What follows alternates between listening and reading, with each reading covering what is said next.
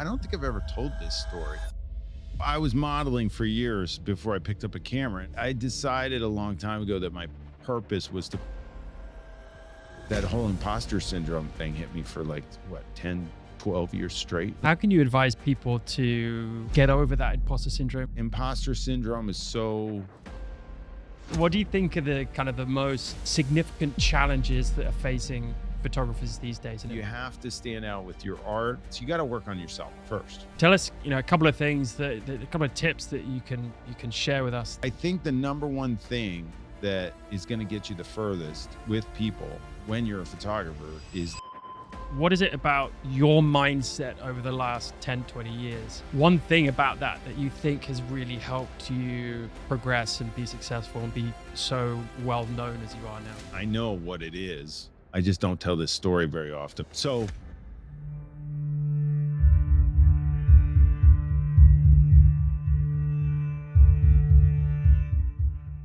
Peter Hurley, welcome to the Mood Podcast, my friend. It's great to finally get you on here. well, thanks for having me, Matt. This is cool. I'm glad we made it. Thanks for sticking with me. Yeah, sorry to disrupt your evening plans, but yeah, it's great. It's great to have you online with me. I wanted to start with just a very simple question, but hopefully it will spark a little bit more interest into your background and how you do things. And I wanted to ask you, if you had a secret ingredient, right, that made your work so popular, so attractive, so successful, what do you think that is? Squinch. Tell us Squinch. about it. So I was modeling for years before I picked up a camera. And I remember having these conversations with my friends that were models, and they'd be like, well, how do you look cool? And I was like, I don't know.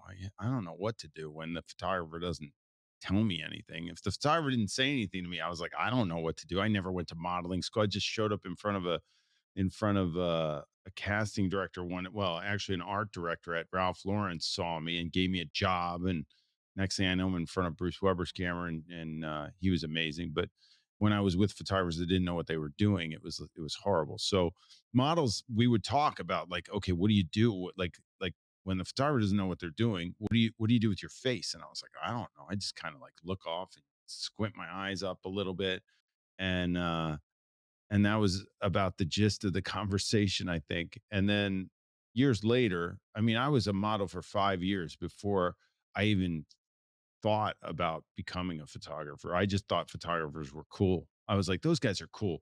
And then Bruce was like, well, why don't you pick up a camera? And I was like, I don't know. Why would I pick up a camera? I don't know anything about it. He goes, just get a camera and start messing with it. And I was like, really? He goes, yeah, go get a camera.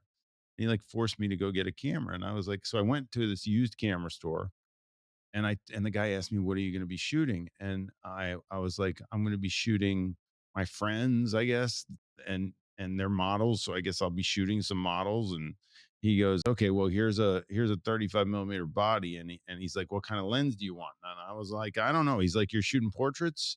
And I'm like, yeah, I guess. And he goes, oh, you need 100 millimeter lens. So he gave me this 100, and I was like, okay.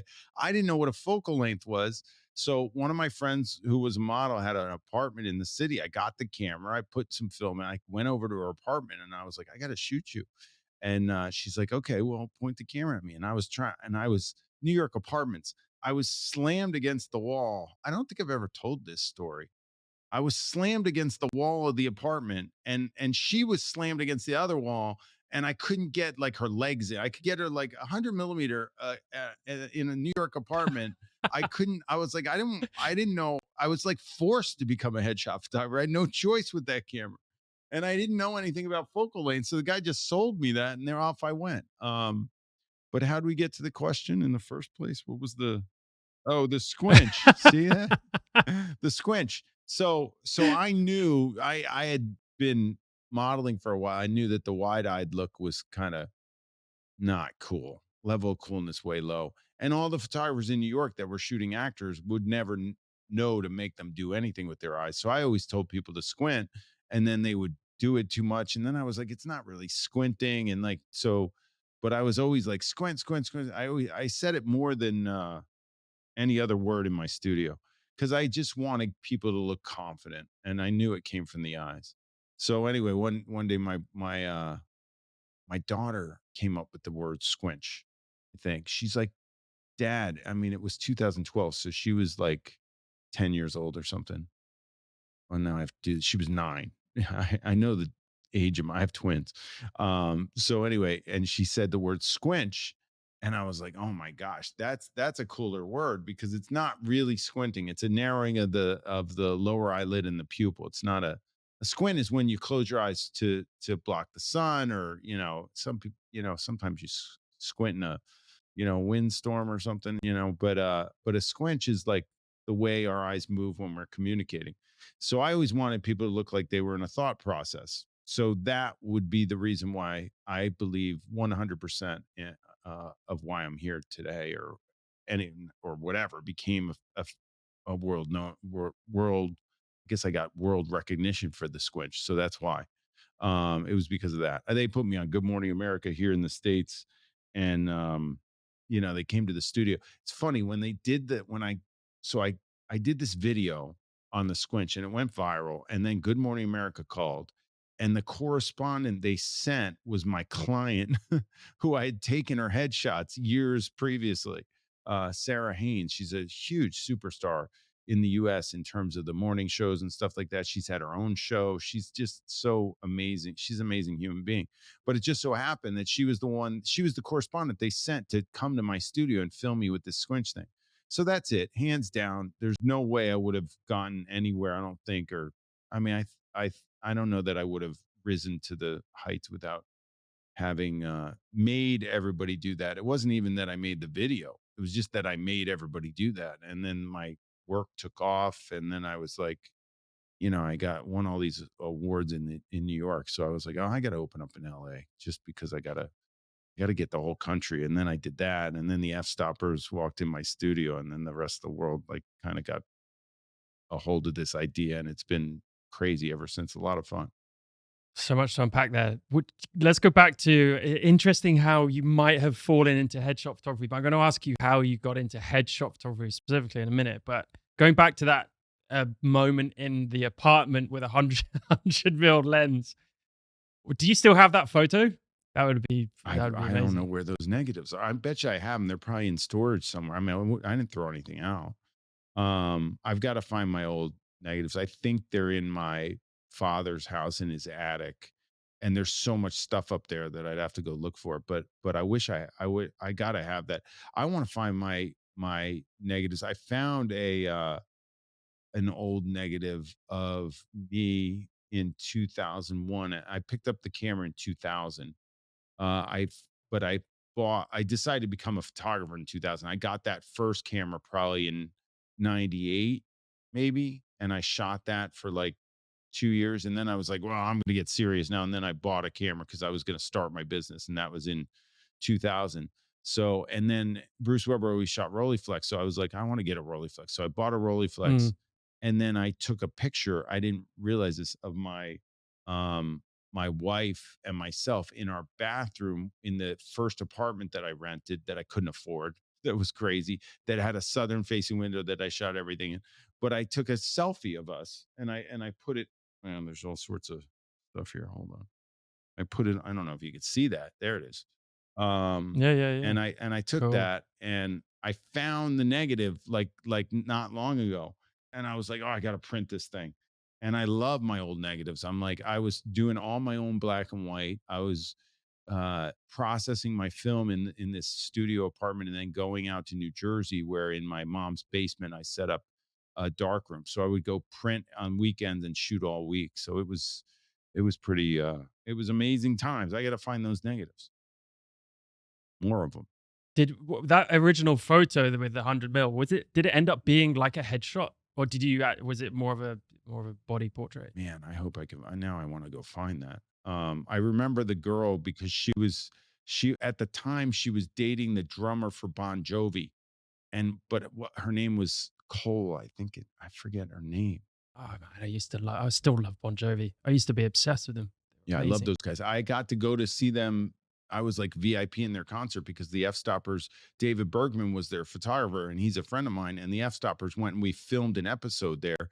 And I got to go, and I was like VIP section all the way. It was so cool. And one of my friends from childhood married David, the keyboardist, and so I got to hang out in his VIP section with him. They were really nice. It was awesome. But I don't shoot rock stars. I don't even think I took my camera. I was like just enjoying it. I love the music. So I mean, it's interesting how you kind of thought about getting into photography in the first place because you thought photographers were cool, and then you tried to you took a few photos and fell in love with it. Do you still think photography and photographers are cool? I mean, I would think I was right. I was like, these guys have a cool life. I mean, I don't know. You point a camera at somebody something and you get paid. I don't think it's work. It doesn't feel like work to me. I mean, I love it. I decided a long time ago that my purpose was to put a skip in the step of somebody from having been in front of my camera, like make them feel better about our appearance because I think it we take such a hit as a society on looking good like and then you're born the way you're born and things happen and you maybe get out of shape and then maybe you break your nose and it skews like over like this and then you worry about it and then whatever your teeth aren't great or and everybody has their thing whatever their thing is and I had this guy in today and I always said my purpose to make people feel better about themselves so and I always try and do it in the first picture I take so I took a picture of him and I knew it was good. So I was like, "Hey, I shoot tethered." I was like, "Look at that." And he's like, "What?" I was like, "Yeah." He's like, "What? What is that?" I was like, "Yeah, that's you. We just did that together." He walked out. He couldn't believe he was in shock. And I said to him on the way out, I said, a couple things. Just remember this. Number one, you're better looking than you think you are. And number two, let your teeth out because your smile rocks and you're holding it back for no reason. And that's what I try and instill in each person that comes in here. I'm trying to figure out what it is about them that maybe I mean I was on the chopping block as a model. I know what it's like to be in front of a camera and not feel great about yourself and then I'd be in a room full of like 20 or 30 or 40 guys and I'd be like what am I doing in here, look at all these good looking dudes and I'm like here but I worked okay, I did all right but I'm lucky I got out when I did because the age the looks weren't getting any better, I'll tell you that much. But before that, you were a sailor, right? So you went from sailing, professional sailing, to modeling to photography. Is that correct Yeah. in terms of your Yeah, timeline? I was so I had and sailing turned into the modeling. Like I because of the sailing I got the modeling. So I was training for the Olympics. I graduated from college. I basically graduated from college without a clue as to what I'm going to do in life. Anybody who like knows when they're that age, I mean, I'm just actually glad I didn't know. But I remember being like I have no clue. And I went to school for human physiology. I graduated with a bachelor in health sciences, and I was going to try and go be, I don't know, a physical therapist or something. I don't know what I was going to do with it. And at the time, the boat that I had grown up racing became an Olympic class, and all these guys that I sailed against decided that we should go train for the. Hey, maybe we could go to the Olympics. And I was like, and I wasn't very good. I was like maybe ranked top, maybe 30th in the country, and you had to win to go to the Olympics. But I was like, well, I'm 23 years old. I don't know what I'm going to do. And I'm going to go do that. So while I was doing that, a designer met me and sent me over to Ralph Lauren. And that's how the modeling happened. And then I failed to make the US Olympic team. And I finished eighth in the country. And my highest ranking in the world was I got ranked 17th in the world back then, which was pretty cool. I was pretty psyched about that. I was like 17th in the world's cool.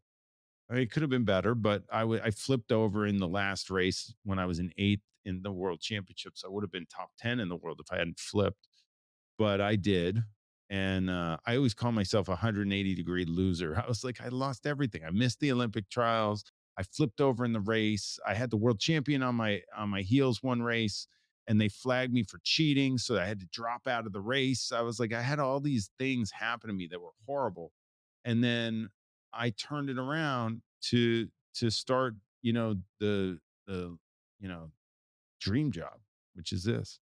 So anyway, I got lucky.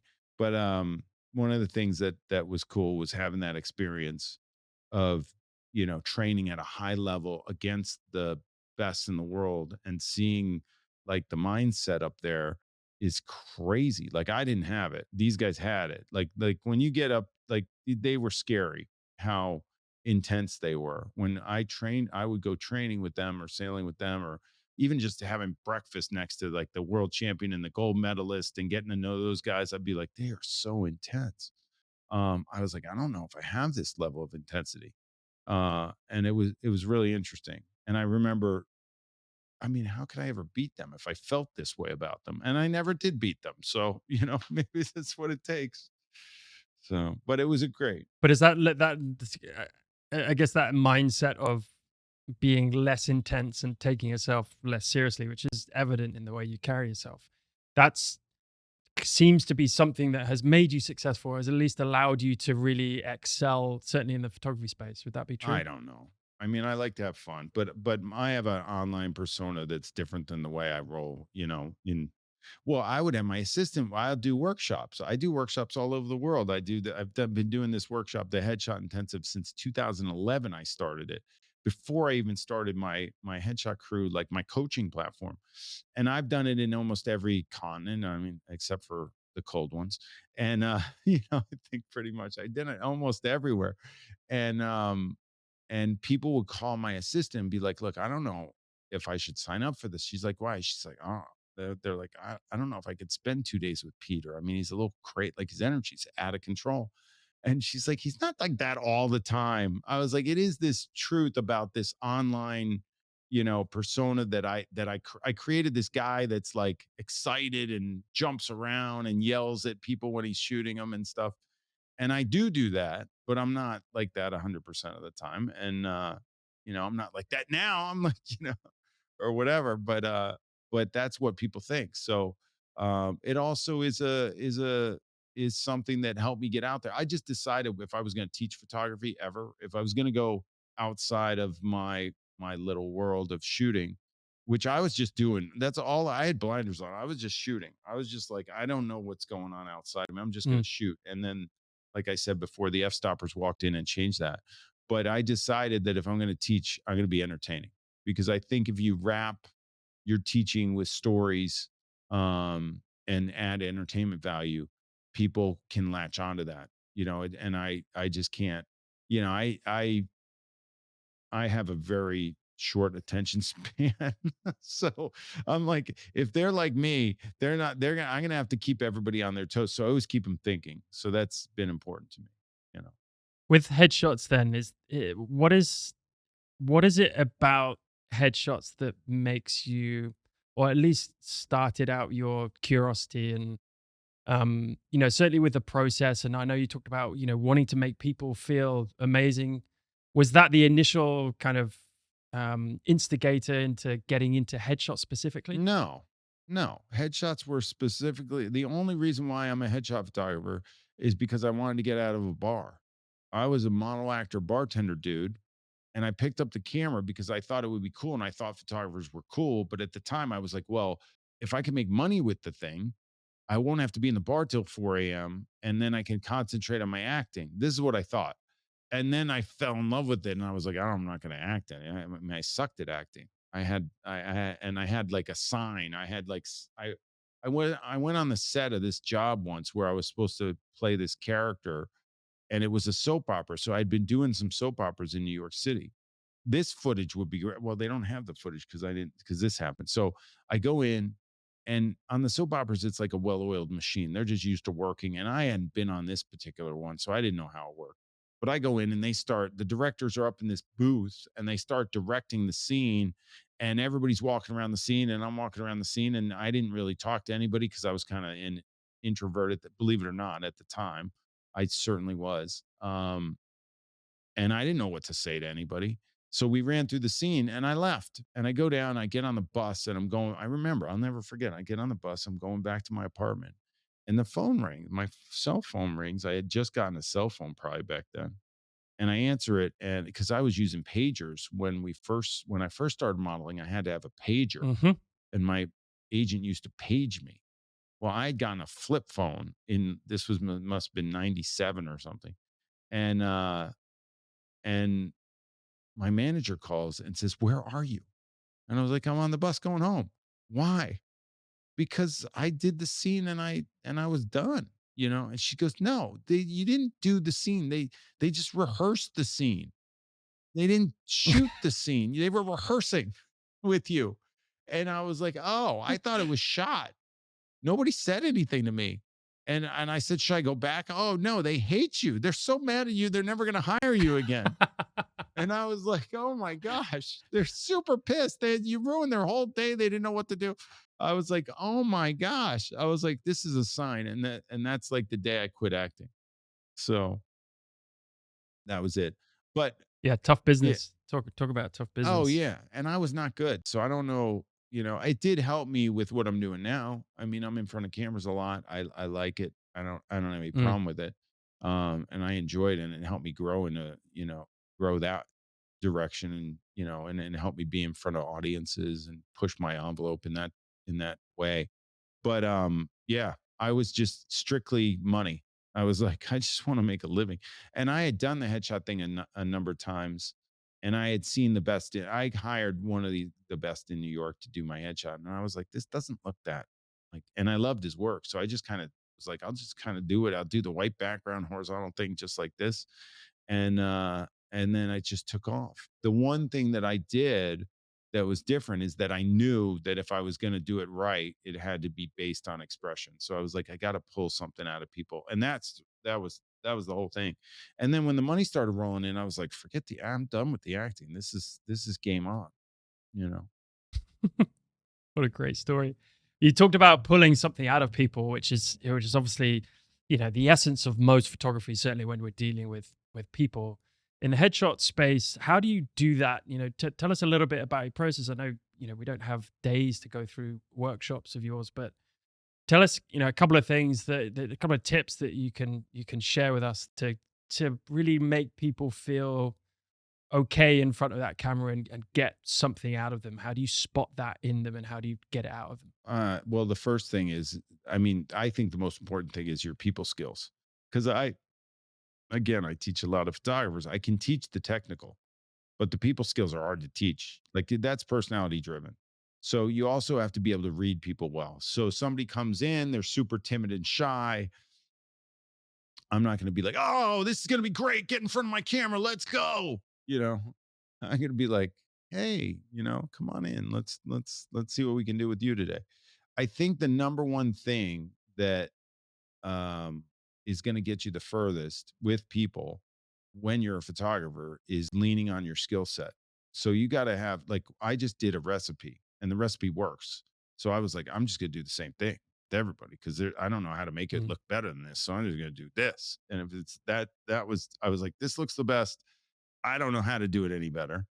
And people would come in, and I'd put them in some real beautiful light, and even if they look scared, they still were in the best light they ever had, probably. And you start there, and the thing that I found is that humans have the capacity to learn. So I did it with the guy today. It's the same with everybody. I shot the guy today. I shot him. I showed him the picture. So basically, you're playing this game of trust. You're trying to, I call it the trustability factor. So you are trying to get your on a scale of 1 to 10, how quickly it trustability is your speed to trust, to get trusted by the person. So if they're the trustor, you're the trustee or whatever, it's a two-way street, basically. And you've got to get them to trust you with your expertise. So there's an expertise trust. We deal with expertise trust all the time. I mean, think about it. You walk on an airplane and you've got some expertise trust of the person up front, right? You're Oh just yeah. gonna be like, all right, take me away, and let's hope it all works out. That's kind of like what photographers ask for but don't receive often. um but if you do get that, like if the person comes in as a referral from a friend, you've got companion trust. Like somebody said to them, "Hey, this person's really good," or they Mm. did their homework. Like a lot of people coming in here, they don't get the memo that I'm really good. I think I'm really good. Like I'm like I know what I'm doing. I feel like I'm an expert. I feel like I'm going to take care of them. But they don't get the memo and they try to do it themselves. And I'm like, I can't help this person. So it's really about honing your craft to be so good that somebody's concern about their well-being in front of your camera just goes away because they trust you with your expertise. So if you can do that, they're going to be disarmed and you're going to be able to get some interesting things out of them for sure. Why is that that people find photographers, or they don't necessarily trust photographers initially, right? Even if they've looked at their back work and they've, bought something, a service from a photographer, there is some element of trust there. Otherwise, they wouldn't have purchased it. But there's still a little bit like, is it because it's about them, right? It's an image about them. They want it to be perfect, and they're worried about themselves looking not the way they want to look because it's so personal. Well, you're being recorded. So they're being recorded. They probably aren't sure what to do with their face or and it shows because uh you see it a mile away when you like I don't send the message from my brain to my index finger to press down if I don't see a face that I like in my viewfinder. I'm like I'm just not going to shoot it. So I'm like you got to do something with your face. But there becomes a performance based anxiety, so they need to perform. They don't know what to do. It's so amazing. This is what my favorite thing is, to get people in front of my camera because the camera's so powerful. So I've shot, you know, just about anybody out there almost. I mean, through the course of my career, I think I had shot like 30,000 people 3 feet in front of the thing. And I can read them like a book from the moment before they even get in there. And then notice if there's any change in their personality when they do get in front of the camera. And then the way they handle a challenge, I get to see. So it's super interesting for me. And then the fact is that I firmly believe this: the way people handle challenges is inherently the way they handle challenges. So this is a challenge, so they're going to behave like some people don't listen to my coaching at all because the way they handle challenges is they got to dig themselves out of their own rut and they don't want to take the coaching. And those people don't have not over the years meshed well with me, uh, because they can't get it done on their own. And I'm not a yes man, so I'm just like it gets difficult. So I had to figure out ways to trick people. So I did. So I trick people on purpose. I want people engaged in a thought process. And I want them to, and I think that's what stands out. You see it a mile away in my work, and especially if I make people laugh, it's usually everything's genuine. Like it's like it can't, most of it, I won't put a shot out there if it doesn't have like an oomph of, uh, you know, that laughter rather than a smile. I don't like smiles per se as much as I like laughter. So in my work, if I'm gonna post a smile, it's gonna have energy. Do you feel like, and you talked about kind of the images we project of ourselves, certainly in today's algorithmic and social media society. In your experience day to day doing this day in, day out, have you seen a trend where people are a little bit more anxious about these types of things and a little bit more kind of conscious of how they do put themselves out there and therefore how they look in front of your camera? I mean, there is a matching, for people's personal brands, and it depends what their brand is. So I've been working with different people doing different things, and I was always very a firm believer that people need to look, approachable and confident. So I call it confidence with approachability. I coined that term, you know, back in 2000 or whenever I picked up a camera, started shooting actors. And I was like, and I wrote about it in my book, and I was like, confidence coupled with approachability is my speed. But that's not always what somebody wants. Like the approachability part, like I was just shooting a I was photographing um a Navy SEAL last week and a Secret Service agent, past ex Navy SEAL, ex Secret Service agent today. And they both did not need I got them to look slightly approachable, but they didn't want approachability at all. They wanted a firmness to it, a strength, a power, and that, so you have to realize, who am I going for? Tomorrow, I have a woman coming in who's acting, and her agent, she told my assistant, she goes, I need like the badass attorney or DA, I need like a mom, and I need a crack addict whore. And like I was like, I can handle all three of those. Great, no problem. You got it. That's perfect. I love that she said that because I do say that with actors. I'm like, look, I'll mess with it. I'll be like, look, you don't know what you might be perfect for that part. That part is out there and bookable. You need to look like that. Let's do it. You know, running the range of expression for the human face is what I love to do. So What's the worst experience you've I mean, we could talk about I mean, you've 99.9% of your shoots, I'm sure, leave the client very, very happy and you've had a great time and they've, got value for money. There has to be in 30,000 kind of shots, there has to be some experiences that you've had difficulty with, or can you give me an example of one of the one I mean, it's of the burned into more my brain. You don't dramatic have or to worst say experience that you've had? you don't have to go any further. It's Okay. burned in my brain, let me tell you. Look, you don't learn from the easy ones.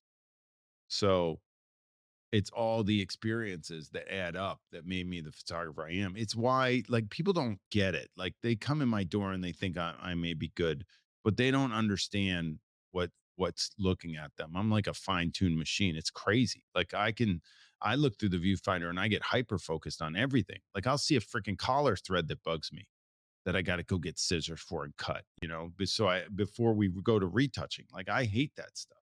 I'm seeing everything, not only in terms of what their clothing or appearance or hair or whatever looks like, but what their expression, what their thought process is, all that stuff. So, I've had big shoots go wrong, and couple in particular come up, and famous people, big companies, where I failed and I didn't get the shot, and back then I didn't think it was my fault, but now I'm like, I wouldn't have handled it like that now. So it was my fault. I lost the client. Um, but that's the learning process. So it's really this is that every human being on the planet deserves to be photographed. I want every human being to come out through that door and get a good photograph, but you've got people that are deathly afraid of cameras, don't want to even be here. It's like going to the dentist. And you've got people that love cameras and don't want to leave, and everything in between. So you're going to have the ones that, aren't going to be easy to handle. And sometimes you're going to fail. But those are the ones that, I remember like yesterday. The ones that were great, great. I got great pictures. That person was cool, but I was like, I don't know what I learned from that shoot. So I'll just kind of dive into it a little bit. I was photographing an author that everybody knows, and everybody listening to this would know because it was someone who wrote a book that became a movie that everybody knows. So, and I don't like to talk about it, but it cost me the publisher, stopped working with me because I didn't deliver, which was terrible. As a portrait photographer, you want to be, getting a big publisher to send you authors is like one of the best deals. I like would go into every bookstore and like look at all my pictures on the backs of books and fronts of books, covers of books, inside covers of books. And it's like such an honor. It's like almost like, wow, it's super cool.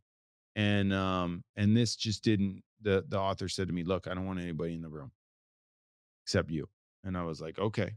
So I I got the studio ready, and I kind of tried to keep everybody out front, and I put V flats across the whole studio so people couldn't come into the shooting area. And I didn't want anybody moving them, so I built this huge wall. And then the art director who hired me walked in and walked around the V flats and got in and sat in front of the computer. And I was like, I looked at and the author was very much like nobody. And I was like, looked at her and looked at the the art director and was like, oh my gosh, what do I do? I was like, the art director hired me and he needs to see the pictures, but now I've got another human being in the room that I can't connect with. I can't have a conversation as to Mhm. why the author's having such a problem here. And I didn't handle it well. I just shot. So I just forced the shooting, forced the shooting, forced the shooting, forced the shooting. And we got done with the session and it was not pretty. And the art director called me a couple days later and said, we're not going to use the images. So I was like, oh, I expected that. They paid me. They're like, we're paying you, but we're not going to use them. And that was the end of my relationship with that publisher. Um, as far as I knew, until years later, she calls me back up and I'm like, hello? I'm like, what? It's her. And this other author that I photographed wrote a new book, and he's she called him and she said, "Hey, we need to do new pictures for this book." And this guy was like, "You better call Peter." And she told me that story, and I was like, "Wow, that was awesome." Because this guy was like an amazing. Unfortunately he's no longer with us, but amazing author that I got to photograph, and one of these guys that like had my back. And it's not easy out there. There's a lot. And you know what? The other thing is that sometimes people just want change. You could have a good client and you're working with them for a while. I've been very fortunate with my closest client, like my longest term client I was shooting for today. And I started shooting for them in 2001. And they've never left me. They've never not wanting me to shoot stuff for it's it means so much to me to have that client. And the other ones that stick with you, but the other ones come and go. Like if somebody leaves and somebody replaces them, you just don't know, you know, where you're going to get the work from. And you know so it was nice because he brought me back, and then I started shooting for that publisher again, and and then I stopped again. Now I don't know where I am with that. So it happens. How if you were in the same situation now, having more experience and kind of looking back in hindsight, how would you have dealt with that situation Oh, differently? I wouldn't have pressed the button. I would have been like, we're not doing this today. I would have just been like, it's a Oh wow, you would have just canceled the whole shoot. yeah. I would have been like, either we're not doing this today, or you're getting it together and taking my direction. We're going to do this, but not this is not I would have totally not shot. I wouldn't have pressed the button. There's no reason to look through the camera and see somebody that looks petrified and press the button. And if I couldn't get to them, Mm. it's not. I would have. Yeah, I learned so much. Um, One of the things that I'm working on, I get very excited when I shoot celebrities, like in affluent people, or like I shoot a lot of billionaires. I've been fortunate to do that. I've shot a bunch of celebrities, and whenever I get one, like I'm like, oh, this is going to be awesome. And I get so amped up in the adrenaline that I run in and get excited and I rush and I do all this stuff. And luckily, um, it's all panned out okay. But I'm like, all right, I got to get it together. I deserve the work. I should get the work. I should be shooting these people. What am I? Just settle down, Peter. You've been there, done that now. You're okay, And that's what I'm working on internally, because I was like, it's fun. I get amped up and I do a good job, and I think they enjoy me. I'm like a kid in a candy store because I get so excited about my work still. Like I can't even like hide it. Like I see a good shot and I start yelling shebang and running around the room. And the part of it is for them. Like if you're not excited about your work, how do you expect them to be? So, when I get those shoots, it's like it's an adrenaline rush. At the same time, it's super exciting because I think right now the work that I'm doing is really great. I really love it. It's been a journey to get here, but you know, that whole imposter syndrome thing hit me for like what, 10, 12 years straight. Like you're like, how'd I get this job? Why am I here? Am I going to be able to handle it? And now I'm like, I got a skill set. I'm going to figure some stuff out. I'm going to do some cool stuff. How can you advise people to get over that imposter syndrome? It's so common, especially with photographers and with the competition out there and essentially a saturated market wherever you might look. Is that part of kind of what you teach people and how to kind of break through that imposter syndrome, or is it something we have to sit with and learn to kind When I of teach get through photographers or when ourselves? I teach my clients, Photographers. yeah, the photographers, I think imposter syndrome is so um easy to say that you're experiencing that, because we've all experienced it and it makes a lot of sense. It's like, how the heck did I get here? I give photographers a lot of jobs. Like we have a site that's, they put a photographer search in and they get a job, and they feel a sense of they have to do a good job because it's coming through my site. I want them to do a good job for the person that hired them. I don't even, it's not even there's not even a referral. I don't even know it's happening. It's just the site automatically like refers out stuff. I send people there all the time. And I think some of the photographers feel like they're in over their head. And I'm like, just stick to your recipe that you have. Don't shoot people, any different. Get it done the way you do it, and allow things to happen. Human nature, the person who wants the shot, like, wants you to do well too. It's not like they're going in, I'm Yeah. paying you, I expect you to do well. It's like they're going in, yeah, I'm paying you, I want you to do well, but like, I need you to do well for me, but I want you to. Like, I want to, I always thought it's my day too. I don't have to put up with somebody who's like grouchy or not, having a good time. And a lot of times, my thing that I've always liked over the years, I just like this. Um, when I get like a CEO, um, generally their EA is booking it, or maybe a CMO for the company or something like that. Their assistant will book something, and they always ask, "How much time do you need?" Now I know if I say I need an hour, they're going to say, "Oh, I don't know if we can do that."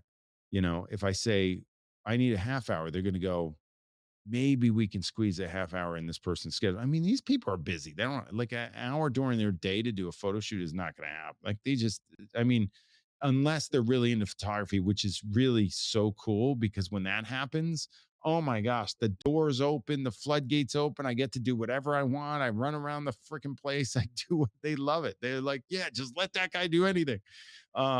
Which is great because so many people are fans of photography. So you don't even know what you're walking into. Like, I've walked into situations where I've been like, how'd you book me? How'd you get this? And they're like, what do you mean? I've been yelling shebang for years. I love you. I like your stuff. I was like, what? I was like, really? I didn't know that. So I get to do the coolest things. Um, and then but I always tell them, like, I know I can get a really good shot in probably 10 minutes. But I always tell them, I was like, 20 minutes, I can get it done. Like, can you give me 20 minutes? They're like, yeah, 20 minutes is good. 20 minutes is like anybody can get 20 minutes out of somebody, no matter how busy they are, usually. So my thing is, I always ask for 20 minutes. And then while we're shooting, all my thought process is, I got to get this done in 20 minutes. But let's see if the person's having a good enough time that they, like, push their schedule back. And I'm telling you, 9 times out of 10, they always do. 9 times out of 10, because it's fun. It's like, it's great. And then I get the time, and then they stay, and then a little bit of a rapport develops, hopefully. But I get the job done, and hopefully they're happy. That's really what it's all about. Are they happy with the pictures? And I've been a lot less about what I want, more about what people want lately. I guess I was very strict in my artistry. I was like, it's got to look like this. Like, I was really tough in my early days, I think, and I'm way more flexible, and I don't know. I don't know. I just look back, and I realized that I got to this place by doing this thing a certain way, and I didn't want anybody to tell me to do it any other way. And I guess I still operate like that. But now I'll be like, oh well, yeah, well, we could do that. You want to do that? That's fine. I'm just trying to loosen up in my old age. That's all. Yeah, I think that's important. That might have, I mean, by the sounds of it, I don't know if that coincided with the loss of your imposter syndrome, but that's going to be my next question: is how your artistry has evolved over, 2 decades of doing it. But I think you kind of answered it there. Can you give me some specifics, certainly maybe on the technical aspect of how your photography has changed or at least evolved and improved over the years? Yeah, I mean, I think everybody listening to this, if you're a photographer, you just want to get better. I mean, I, Bruce, when I was working with Bruce Weber, he was always like, I would say, I love that picture. He'd be like, yeah, it's okay. He was always like so tough on himself. I was like, he's a freaking master disaster. That stuff, he's like the most amazing guy, and talent. And I loved his work, and I love him. And I was always amazed by him being so, it could be better. I was like, wow. And I don't say, like, oh, it could be better, like, to anybody. Like, if I like a shot of mine, I like a shot of mine. Am I always trying to get better? Yeah. But technically, you know, right now, actually, I feel really good about my work. I've gone through, different camera companies have different color, you have different field of the camera. Um, New camera comes out. Like, when I went I went from medium format to DSLR. It was a major change, and I was like, I love my medium format, but they were breaking all the time, and I was like, I don't want to. I just need something that's more reliable. And Canon had said, "Hey, we want to take this camera to the market. We know you're a medium format shooter. We're going out with a 50 megapixel. Would you like to try it?" And I did, and I was like, "Wow, the files out of this thing are beautiful." But it had a different look than medium format. It was the 5 DSR. EOS 5 DSR. It was and that was in 2015. I helped them bring that to market, and then I became a Canon Explorer of Light that year, which was great. Which means that I had been like, I'm going Canon, and I have not looked back. I mean, I love these things. I went mirrorless. I didn't want to go mirrorless because I thought I don't want to look at a TV screen in my camera. That's weird. I was like, forget it. I'm not doing that. I don't want to do it. So I kept the 5 DSR for as long as I could, until people were just like, you just gotta just try it. And then all of a sudden, the little eye detect thing went over there, and I didn't have to recompose my shot to focus, and my eyes were going. So all of a sudden, the autofocus was better, and I was like, wow. And then I was like, I'm in. And then the EOS R came out, which I liked, but I was still not like working my. I didn't have it dialed in color wise. And when the EOS R5, the R5 is just like beauty, you know. So I love it. I mean, I love it. And I think my work looks great. And I'm also finishing it really well. I'm processing with Capture One. And I just think the finishing touches I'm putting on it right now is like really, I really think it's singing. And I said this to myself, not even like to tell like people. I just was like, wow, I love my work right now. And that feels really good as an artist, especially I've been doing it 24 years, and I still love what I'm. I got sitting over there, a Arca Swiss F metric 8x10 camera because I wanted to start fiddling with film, and I got so into it and I loved it. Yeah, I loved it. And I shot a selfie with a remote air thing, trigger thing, and I screwed it up and it became a double exposure, and it's like the coolest shot. I love that shot.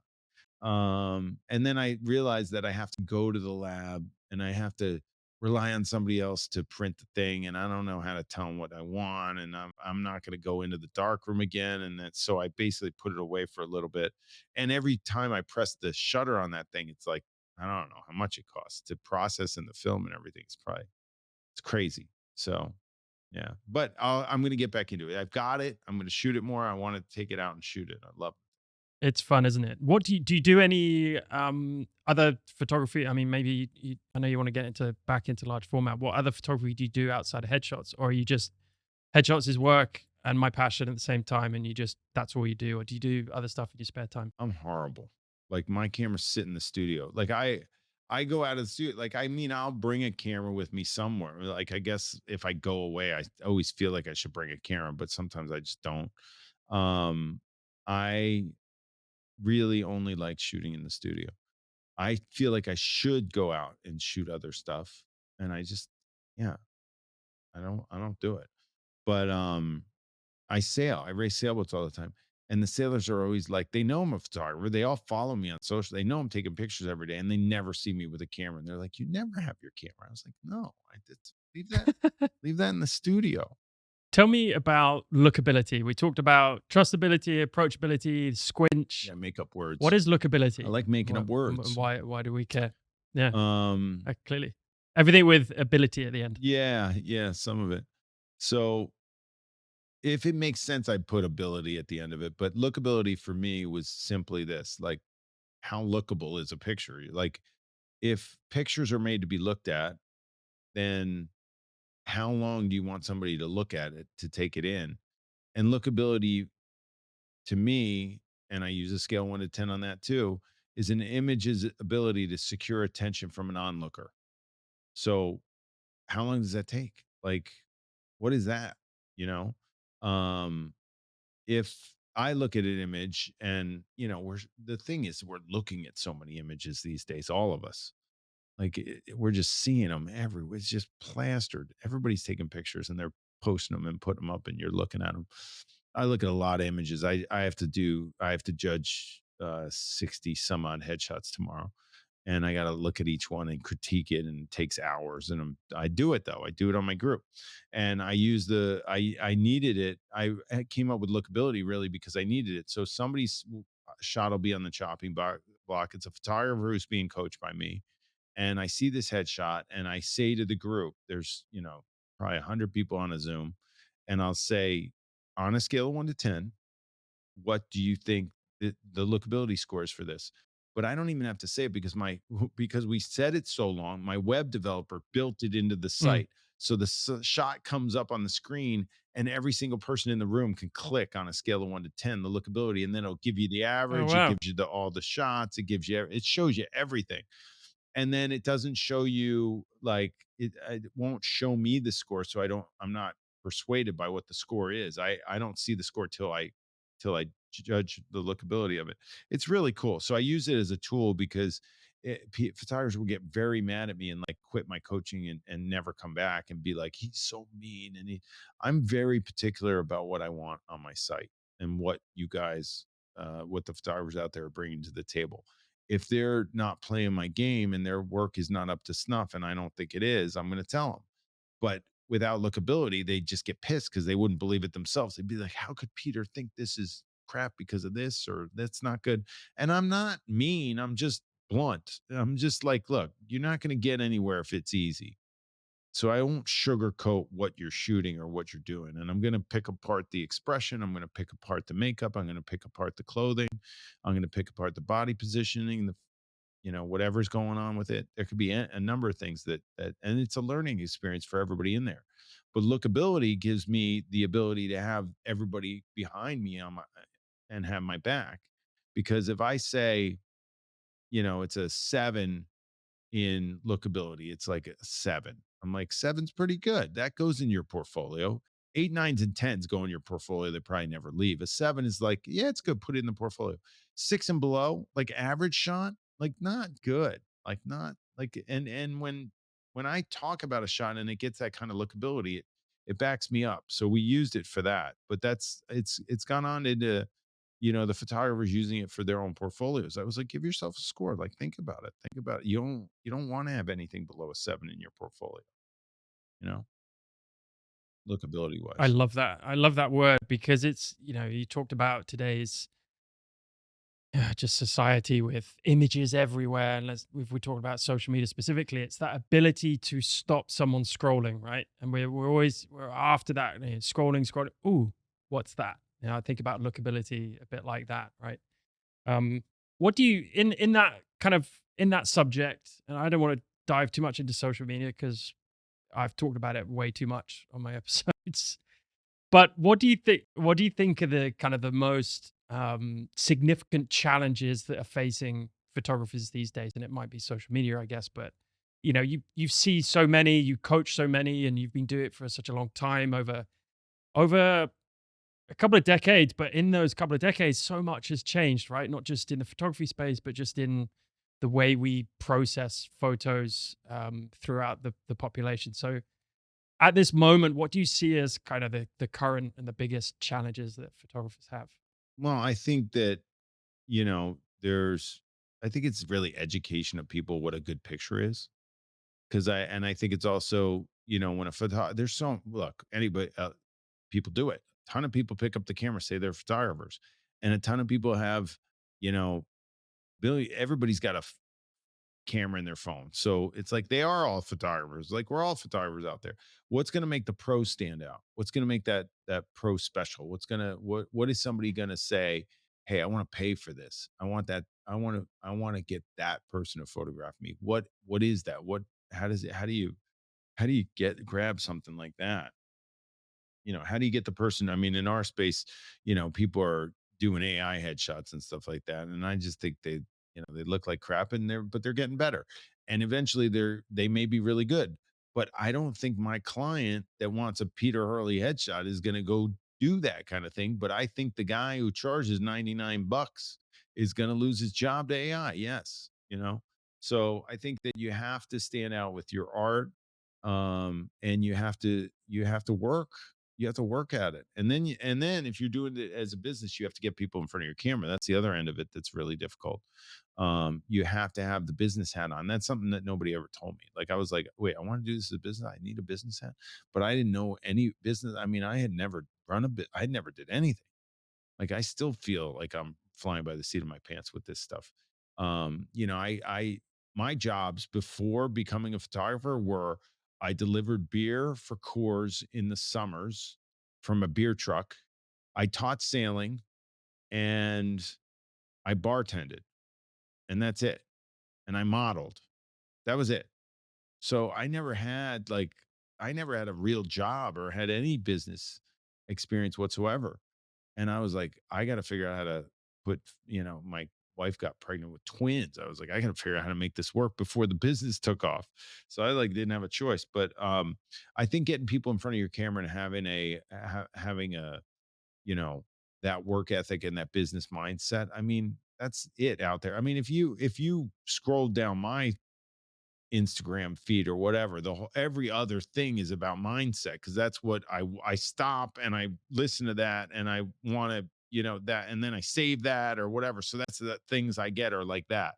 And then my wife sends me the cute puppy stuff. So every once in a while that craps. I was like, why do I have to? Because she sent me that. Now I gotta get this in my feed.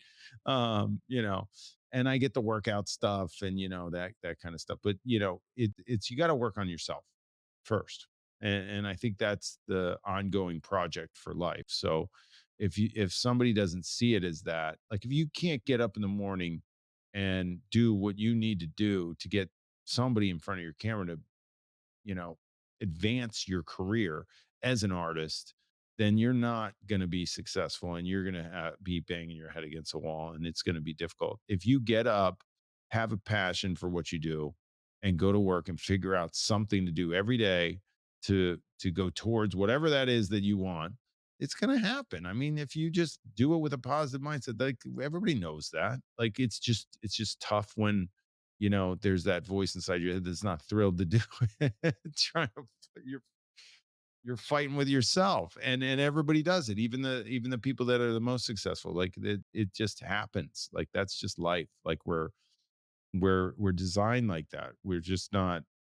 Stagnation is not a good thing. I have this thing called Motivational Monday. I do a Zoom every Monday at 10 a.m. And I said this Monday, it was like, get busy getting busy. You need to get busy getting busy, because action creates so much for you to stay out of your own way with negative thoughts, negative patterns. There's nobody coming in my studio. I don't have any money coming in from taking these pictures with this camera. All that negativity can build up, and if you get into action, you actually will be able to sidestep some of that. So I just realized when I got busier, and I used to have like avoidance of the gym and stuff like that. I'd be like, I'm not gonna go. I have an on-off switch with me. It's either on or off, and I'll do the on switch when I have a big race or something.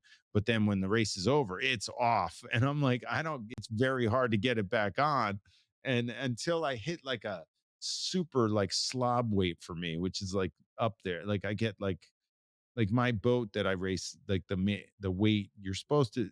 Most of the guys that are competing are around 185 pounds, maybe not.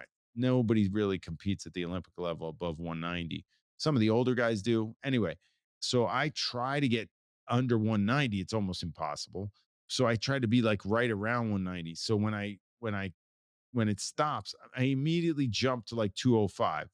And then I'm like, shit, I got to race in a couple months. What am I going to do? And now I'm working out like a maniac because I've got, racing all summer. So I'm like, oh, I got to, anyway. I don't know how I got there, but I got there. It's wonderful. I wanted to kind of finish off a little bit soon about the importance, and you mentioned it, importance of, I don't know, business now, so at least marketing and being able to brand and sell yourself. I don't think it's as serious as maybe we a lot of us put as much emphasis on, but it's something that doesn't get taught enough as photographers. And if we're not going to business school, which we don't need to really, a lot of it's kind of learnt by rote and mentorship and just kind of learning by doing. And one phrase I always talk about is, and what you just mentioned, is ship it. Just go and do something. Just get off your backside. Go and do it. Get busy being busy, and just learn as you fail. Right. But there are some things that we obviously kind of need to know as photographers. Is brand important for you? And if so, kind of how do you teach marketing photographers as a brand, or at least giving business advice when it comes to certainly beginners starting out? I mean, yeah, you obviously have to brand yourself. You need a look, you can see somebody who's not investing in their brand right away by going to their website and being like, this looks like it's from like 1990 or something or whatever, 2000 or 2015 or whatever. And I'm not one to talk because we don't change my website that often, but I've been on it. I've been like changing pictures actually, which has been nice. And trying to do that. Obviously, I'm active on social, which I love, but it's so different with what you're capable of doing now. So it's like everybody's gonna there's so many things that you could potentially do, but you got to get outside your box and try some stuff. If you're not creating content for your prospective clients to see, how are they going to find you? What are they going to do? How are they going to, and referrals are great, but if you're a hermit, it's really hard to get people in front of your camera so you can generate the referrals you need to get known in your area for what you do, whether or get an agent or commercial clients or whatever. And the other thing is that, just like I said before, these companies are I don't know if they're fickle, but for you to have longevity as a photographer, um with clients is amazing. Like if you have a situation like that, nurture it, because you're really fortunate. Interesting. Yeah, I think that kind of consistency and relationship building is underrated in this space for sure, and probably even more so in in the headshot space. What is it about kind of the we're gonna finish talking about mindset now, but what is it about your mindset over the last 10, 20 years? One thing about that you think has really helped you progress and be successful and be so well known as you are now? I mean, I know what it is. uh I just don't tell this story very often, but I guess I could tell it. It's kind of hard not to tell now, but so when I was 13, I won a world championship in my sailboat, and I was like not supposed to win. And my dad wasn't there. He was like working that day, but it was at my club. They host this little world championship, but I could say I'm a world champion because I won twice. But I won this one. And he comes into the parking lot, and he doesn't see me, and I got the trophy, and he was late. And I see him walk up to this group of people, and he's like, "Hey, who won? Who won?" And they're like, "What do you mean, who won?" "Peter won." And he goes, "Oh, Peter Van Dyne won. Great." And Peter Van Dyne was my sailing instructor. He was supposed to win, but they look at him and they go, "No, Peter won." And he's like, "What?" And they're like, "No, you're Peter won." And he's like, "What?" And it went, as soon as it hit him, he went nuts. I mean, he just got super excited. He's high-fiving people, hugging people, like super, like just energy like you wouldn't believe, that I had never seen before. He was tough. My dad was not easy. And he finishes with them, and he spots me as I'm walking towards him, and he calms down, and he comes over to me, and he goes, "Good job, son." Pats me on the back. And that was it. And I didn't know it then, but I had this running thing in my brain of for years that I was just wanting to make him proud. I was like, I want to see that. Why did he do that? Why didn't I get that ever again? It's hard to tell the story, but so he's 81. Is he 81 now? I think he's 80. Yeah, he's 81. Um, and I had it running. I didn't realize why I did what I did. I think I'm just wired this way because of this. So anything I take on, whether it was the sailing, whether it was the photography, it was a no holds barred attitude of getting to the top of that thing, no matter what I had to do. So it was disciplining myself. It was just ingrained in me from a very young age for to get that. And I think it was also his work ethic, my mom's work ethic. It's that kind of stuff. I mean, you guys, if anybody listens to this, everybody has this stuff in their lives that's built into them, and you just don't know what it is. And sometimes once you discover it, you're like, oh my gosh. So I told him, I said, Dad, the one thing that just kept running around through my mind was that episode when I won the world championship, and I saw you get more excited. Like, I watched it happen. I never and he's like, "It's always been tough love, Peter." And he was always the guy, and there's a lot of parents like that. You want your best for your kid. Like, he didn't know. Like, I'm a parent now. I get it. He thought, let's make Peter tough, and to get that. And I think it was also his work ethic, my mom's Yeah. work ethic. It's that kind of stuff. I mean, you guys, if anybody listens to this, everybody has this stuff in their lives that's built into them, and you just don't know what it is. And sometimes once you discover it, you're like, oh my gosh. So I told him, I said, Dad, the one thing that just kept running around through my mind was that, honestly, it worked. I thanked him. I was like, I wouldn't, there's no way Wow. if he had sugarcoated that stuff, I wouldn't be here. And that was where it came from. So, it's funny that you asked. I try not to, bring that story up much, but it's not that I try not to, it's that I just discovered it. Like, I told him, maybe, I don't know, this winter, it was a couple months ago. It was like maybe in like February or something like that, that I told him that it was like that I realized it. And ever since I realized it, it's been something that I've been so um what like I kind of it's created a lot of wonder in me. It's helped me a lot. It made me realize the fiber in my being and stuff like that. And it made me realize how important parents are, and parenting, and what we go through when we're a kid. And then I like immediately put the mirror on myself. I was like, what about you, me as a father with my twins?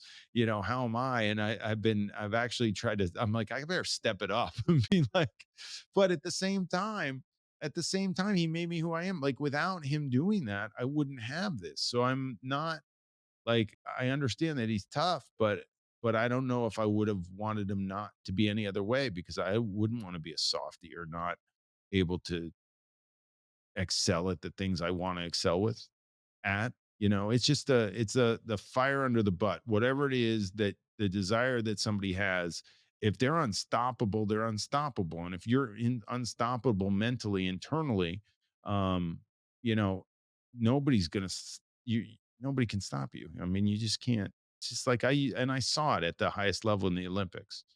And I just had this uh internal thing going on that I was like, yeah, it's not, it's not gonna happen.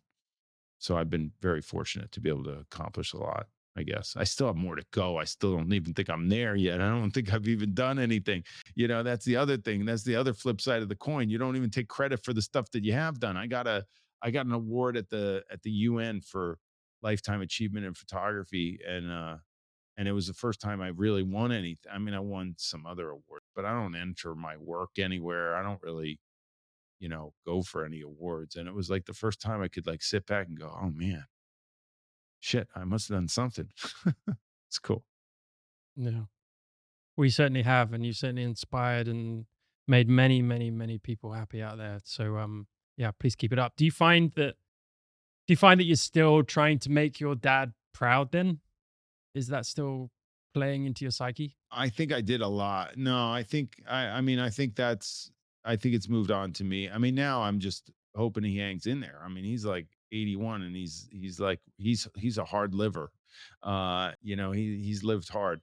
But he's a great guy, and he's doing fine. So I hope, I mean, I don't know what the lifespan of people are, but I think I had to have that out with him, and I had it.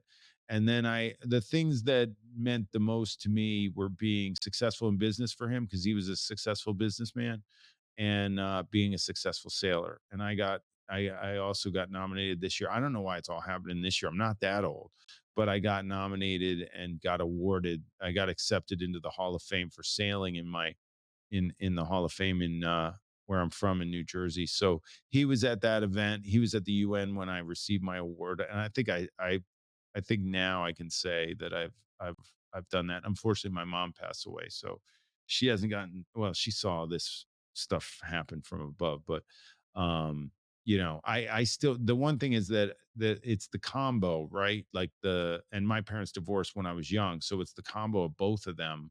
And I guess you also have other factors like siblings and stuff like that. I have two brothers and had some stepbrother, but there's stuff like that which are in the formative years. I still haven't figured out. I know my mom ingrained a bunch of stuff in me that I haven't.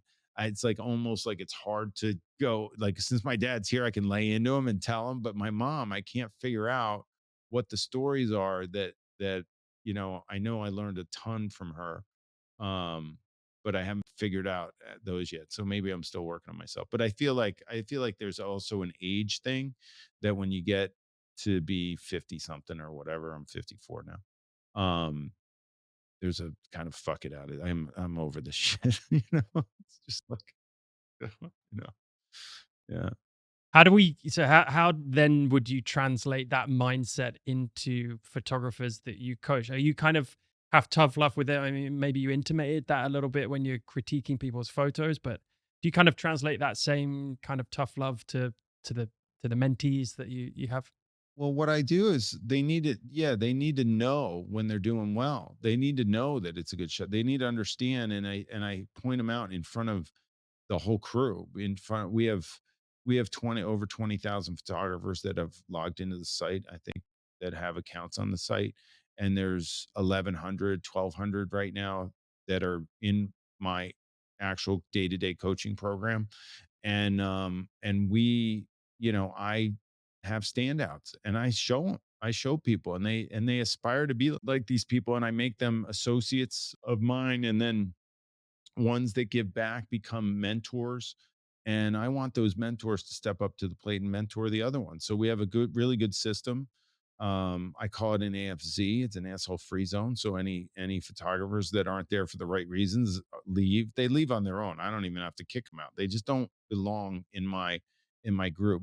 It's a lot about mindset. It's a lot about the level that we've created. In If you look at headshot photography globally, it is based on headshot photography. We also do a portrait portion of it. I'm going to Portugal to teach portraits, which will be fun. But I have a race over there, so I always try to race and then throw a regatta. So this was really cool. But yeah, no, it's their growth. Like when they really make it, it's so rewarding for me. So I'm pushing them. The one thing that I do tell everybody is that I will, if you'll entrust me with if you have a goal of being a good headshot photographer and you trust me to teach you, I'm going to do it. Like if you put the work in, I'm going to get you there. And if you're not there, then it's not on you, it's on me if you put the work in. But I think I figured it out pretty well to how to get people over the hump in this kind of stuff. And a lot of people have been really successful. We've gotten a ton of photographers who started out with nothing. Their first goal is always to get over $100,000, and we get people there, and then we try to get them over 200. Some are over 300. I've got people over half a million. But there's a work ethic involved with those people that get to the 100, 200 mark, and the people in the crew see it happening, and they're the perfect example. And I'm just trying to lead and stay, in the foreground with these people, but I want to lift them up, the other ones up behind me, and it's worked out really well. And it's fun. I enjoy it. I love it. It's great seeing people do good work right off the bat. Well, I really enjoyed this. I've really enjoyed this conversation. So thank you so much again for joining me. I love your energy. I love your presence, and of course, I love all your art and your work. And hopefully soon. I think it's going to be soon. I'll be in your hometown, so hopefully I can come and say hello and do this in person, maybe. Yeah, but I'd rather come visit you. It's cooler there. That's a cool spot. That's an amazing spot on the planet. I should come see you. But yes, if you get here, we're gonna hang for sure. It's been great. I'm so glad you had me on. I had a blast. Yeah, thank you so much. I really appreciate your time and keep up the amazing work. And hopefully, I'll see you soon. Sure. Thanks.